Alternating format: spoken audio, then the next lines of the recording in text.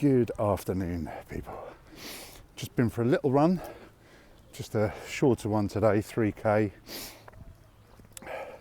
But I'm glad I did 3k because at 2k I was stopped and thinking, well, I've got to go to the shops, I've got to post something, I've got to do all these things, all this, to-do list starts coming into your head.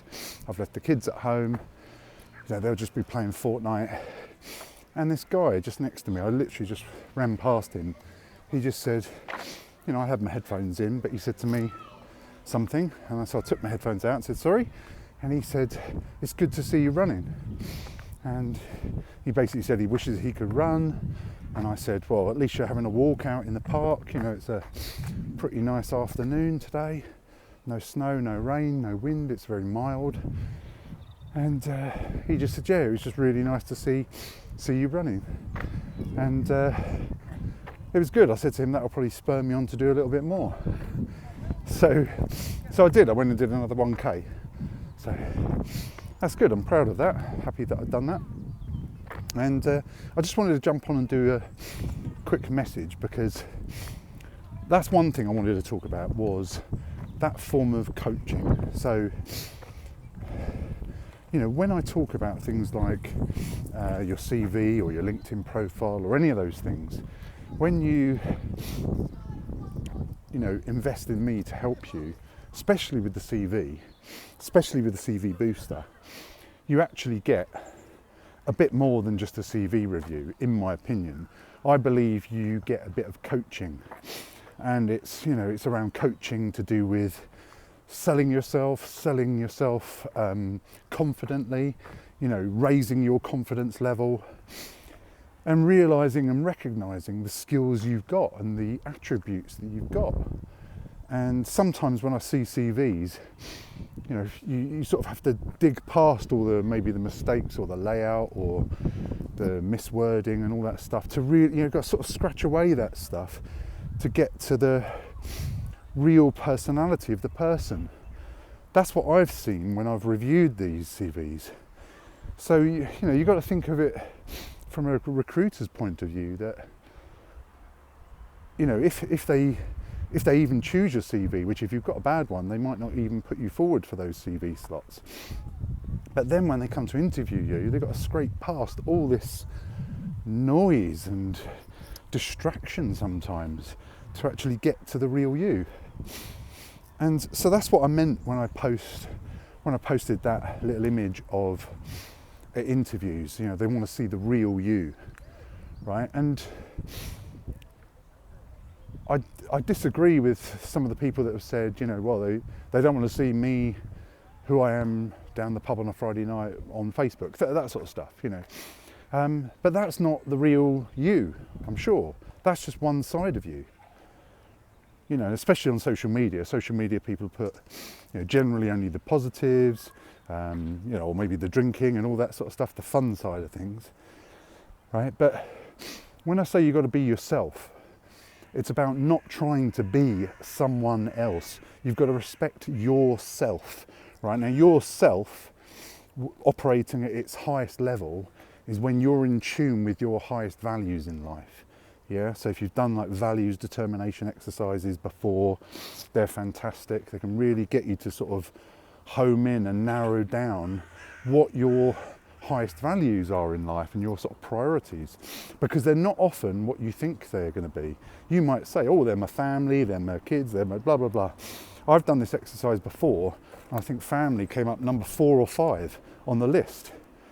So, values on this one exercise, for example, the values that came to me was business and serving people and helping people was up there. Personal development and growth was up there.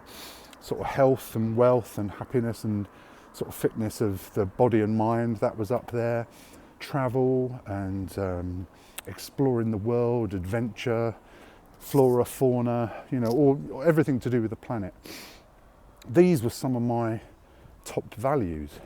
So if I can go into an interview, I can't obviously necessarily talk about my travel, but the fact that I've worked in a few overseas countries, I make sure those countries are listed on my CV, so that if someone does bring that up, I've also got an interest section where I mention about travel, because sometimes that will create a bond with the interviewer and it helps me to relax and all that sort of stuff.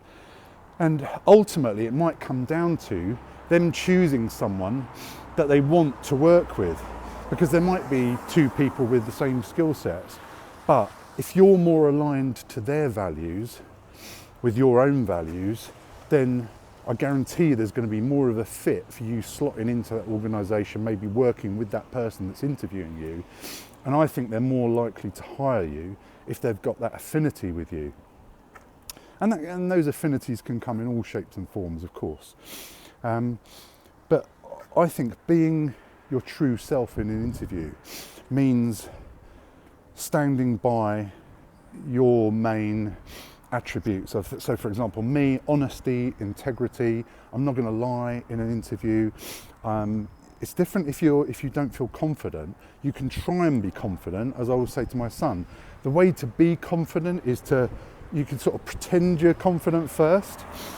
So you can sort of, in that instance, you can fake it till you make it. You can pretend to be confident, and that act makes you more confident. And I've done that in life multiple times, and it's made me so much more naturally confident. So you can have this goal of where you want to be and who you want to be, but you don't want to oversell that in an interview. You do want to stick to your personality. I even saw as a Friends episode my son was watching the other day where Chandler was in an interview and he was really trying hard not to make giggly laughs and things like that. And of course, that's one side of it. You don't want to come across in an interview in any way as unprofessional or that you can't do the job. But you also want to show personality, and you also don't want to have that misalignment of values. So if you're a certain way in real life and you go to an interview and present some sort of fake image, the one that you think they want, you're never going to live up to that image, are you? There's always going to be a misalignment, a mismatch.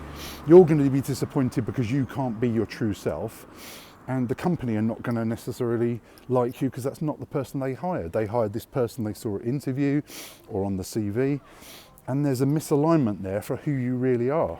So I do believe at interviews you need to be yourself, and that's be true to yourself.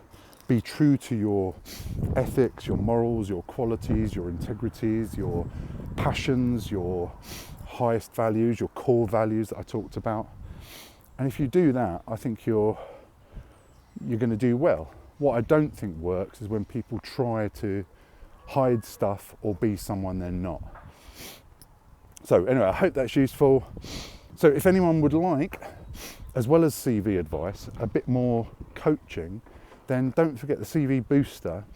When we go through the CV review, I'll go through that a couple of times. So we do a full CV review. I'll give you I always say about 40 to 60 bullet points. Of late, I've been getting about 80 to 100 bullet points of things to consider, for you to consider changing on your CV.